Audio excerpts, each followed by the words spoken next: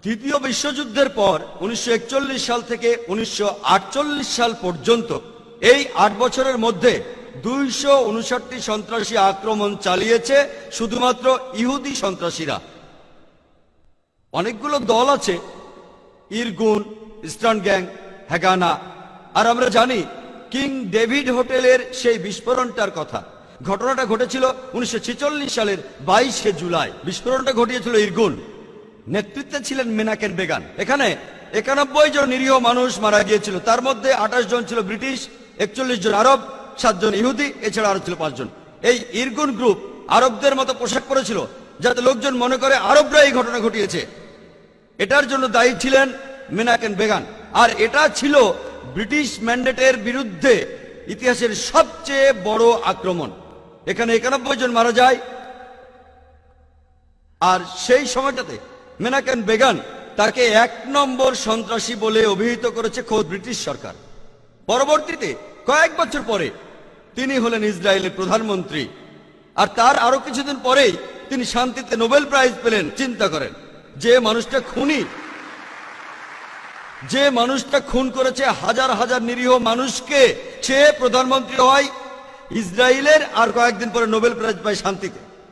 আর তখন এই সন্ত্রাসী দলগুলি যেমন ইস্টার্ন গ্যাং, ইরগুন, হ্যাগানা, এই সব দলগুলি আর নেতারা যেমন Isaac Rabin, Menachem Begin, Ariel Sharon, এরা সবাই পরে ইসরায়েলের প্রধানমন্ত্রী অথবা উচ্চপদস্থ কর্মকর্তা হয়েছিলেন।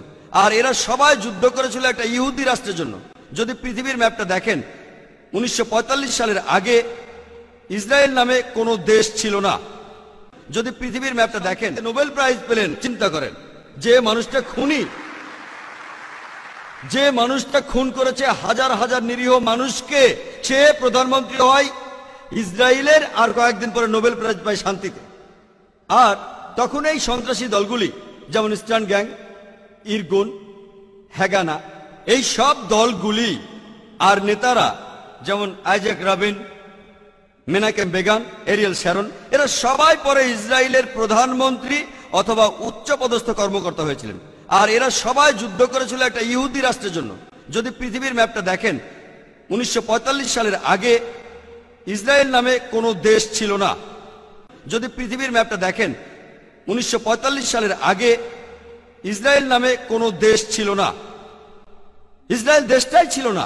এই ইহুদি দলগুলি, এই দলগুলিকে সন্ত্রাসী বলে ডাকতো ব্রিটিশরা।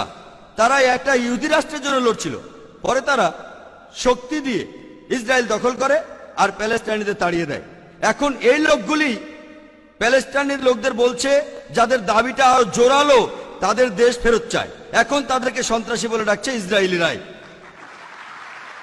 চিন্তা করেন, হিটলার 60 লক্ষ ইহুদি মেরেছিলেন। তিনি ইহুদিদের বের করে দিয়েছিলেন। তারা প্যালেস্টাইনে যাবে কেন? প্যালেস্টাইনিরা তাদের জ্ঞাতি ভাইদের আমন্ত্রণ জানিয়েছিল। তারা যদি কোনো দেশ চায় তাহলে জার্মানিতে ফিরে যাওয়া উচিত, ইউরোপে যাওয়া উচিত। চিন্তা করেন, প্যালেস্টাইনিরা তাদের স্বাগতম জানিয়েছিল। ধরেন আপনার বাসায় একজন মেহমান আসলো, অচেনা সেই লোককে আপনি বাসায় থাকতে দিলেন, আর কিছুদিন পর সে আপনাকে বাসা থেকে বের করে দিল। আপনি দরজার সামনে বলতে থাকলেন, আমার ঘর ফেরত চাই, ফেরত দেন। লোকে আপনাকে বলবে সন্ত্রাস। ঠিক এই ঘটনাই ঘটেছে। আজকে এই প্যালেস্টাইনিদের সন্ত্রাসী বলা হচ্ছে কেন? তারা তাদের দেশ ফেরত চায়।